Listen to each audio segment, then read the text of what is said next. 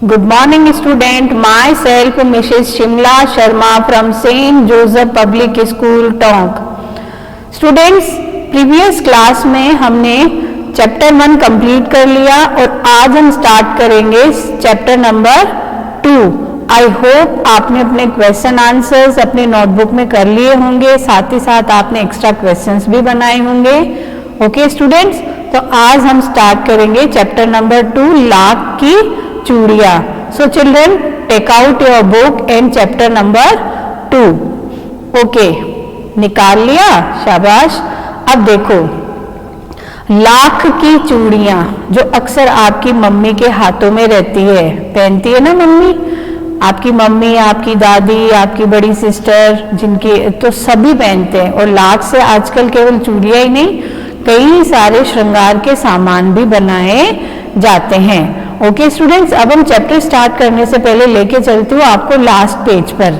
Okay, यहाँ पर आपके लिए कुछ शब्दार्थ दिए गए हैं. देखो, ये यहाँ पर ये रहे: चाव, सलाख, मुंगरी, पैतृक, खपत, वस्तु, विनिमय यानी पैसों से न खरीद कर एक वस्तु के बदले दूसरी वस्तु लेना, कसर, घाटा पूरा करना, नाजुक, कोमल, पगड़ी, सिर पर लपेटकर बांधे जाने वाला लंबा कपड़ा या पाग, मरहम पट्टी, जख्म का इलाज या घाव पर दवा लगाकर पट्टी बांधना, मचिया यानी बैठने के उपयोग में आने वाली सूतली आदि से बनी छोटी चौकोर खाट, मुखादिब देखकर बात करना, डलिया यानी बांस का बना एक छोटा पात्र, और फबना यानी शोभा देना या सजना. मैं इसलिए बता रही हूँ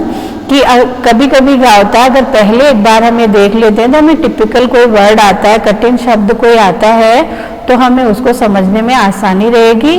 और इसी के साथ साथ मैं खुद भी आपको जो भी टिपिकल वर्ड आएंगे, कठिन शब्दार्थ आएंगे, उनके अर्थ में आपको बताती रहूंगी. ओके स्टूडेंट्स, तो स्टार्ट करते हैं हम चैप्टर अपना लाख की चूड़ियां. तो देखो, सब अपनी बुक निकाल लेंगे. ओके, स्टार्ट करते हैं बेटा.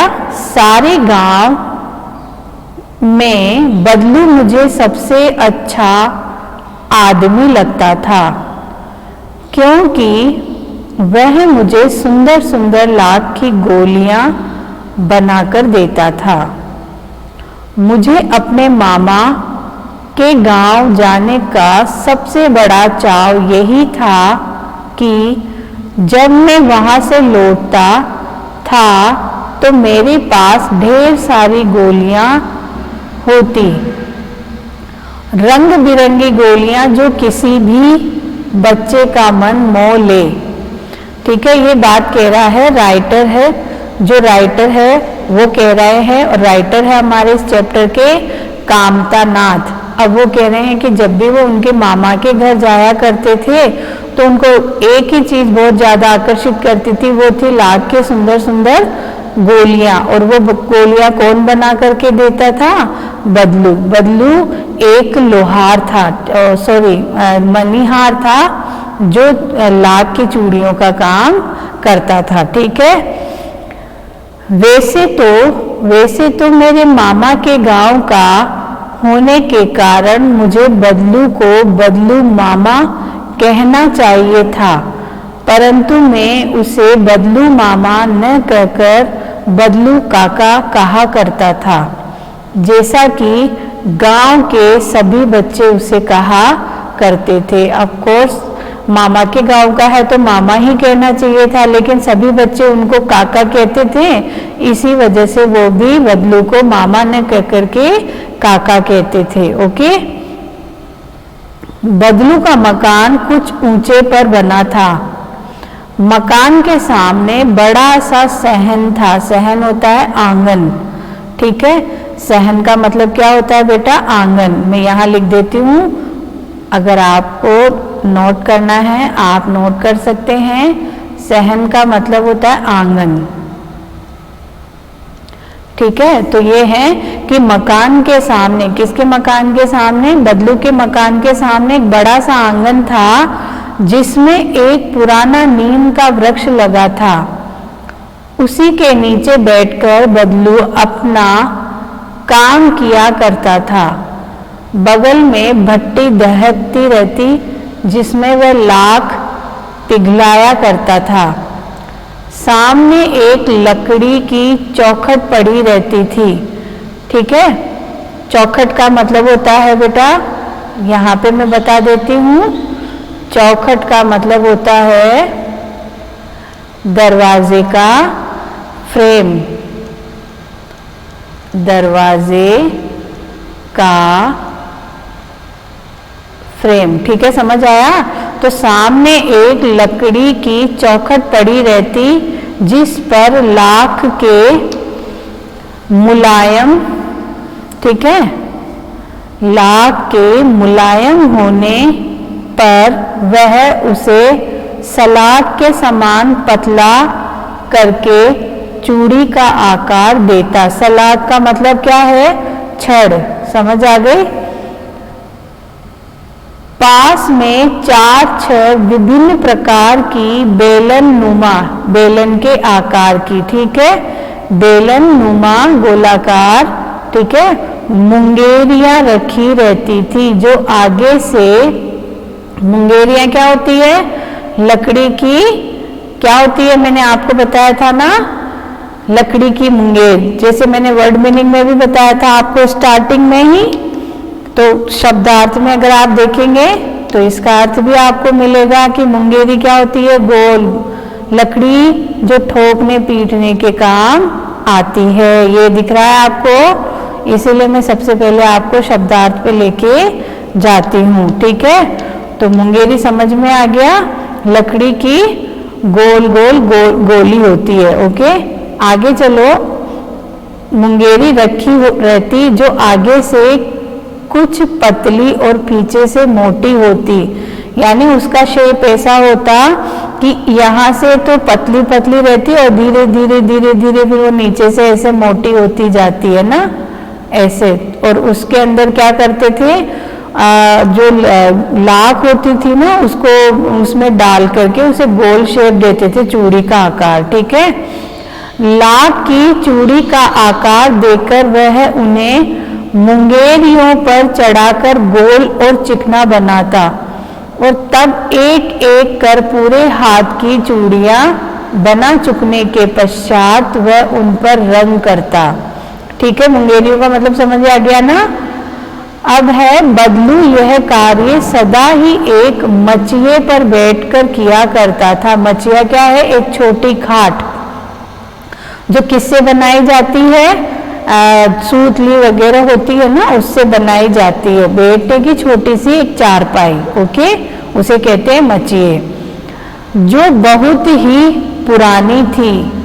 बगल में ही उसका हुक्का रखा रहता जिसे वह बीच बीच में पीता रहता।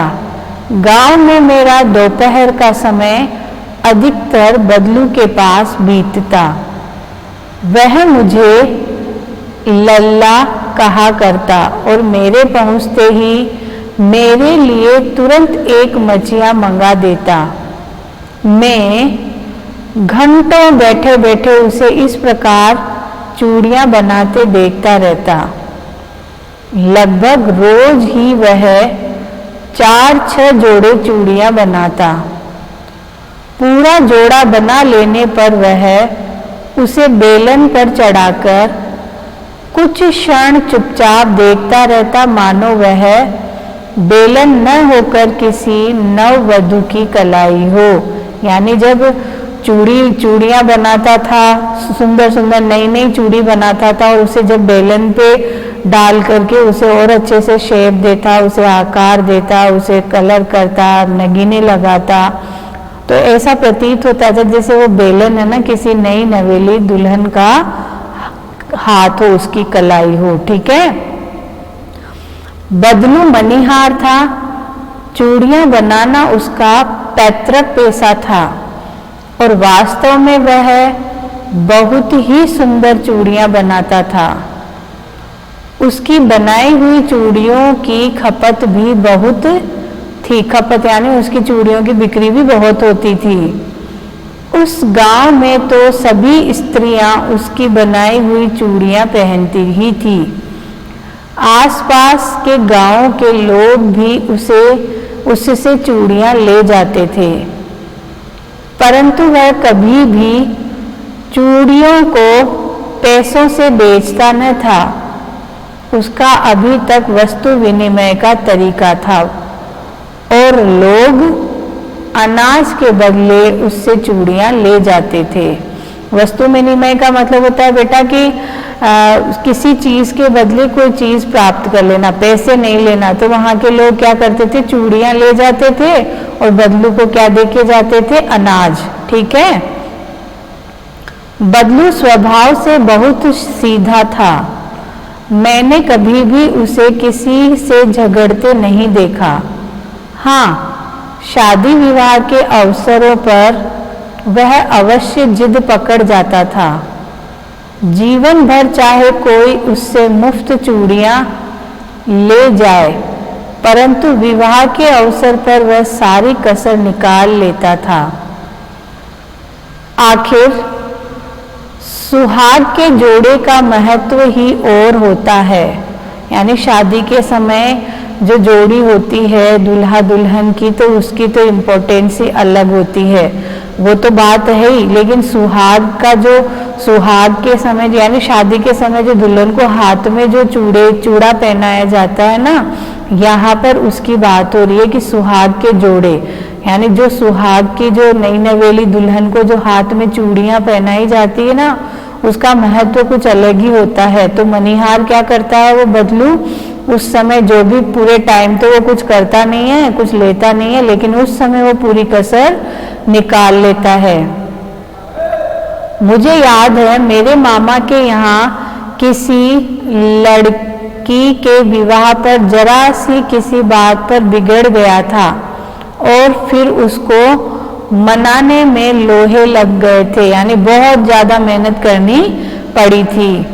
विवाह में इसी जोड़े का मूल्य इतना बढ़ जाता था कि उसके लिए उसकी घरवाली को सारे वस्त्र मिलते, ढेरों अनाज मिलता, उसको अपने लिए पगड़ी मिलती और रुपए जो मिलते सो अलग। यानी ये इतनी सारी चीजें दी जाती थी। कब?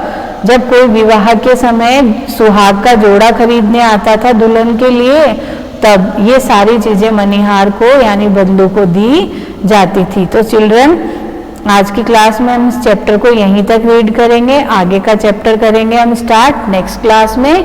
तब तक आप इसमें से जो भी हार्ड वर्ड्स है वो अंडरलाइन करेंगे, उन्हें लिखेंगे और इसे आगे तक रीड करेंगे। So children, take care, good bye.